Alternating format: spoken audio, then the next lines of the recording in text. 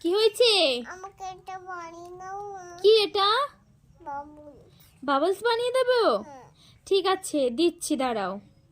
এই যে এক পাতা ক্লিনিক প্লাস, এটা দিয়ে অদ্রিজাকে বাবলস বানিয়ে দেবো। কই দেখি, দাও দাও।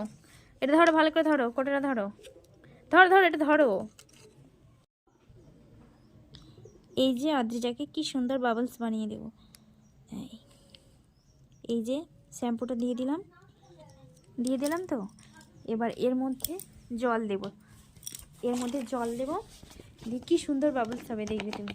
নাও, ধরো ভালো করে। ঠিক আছে তো,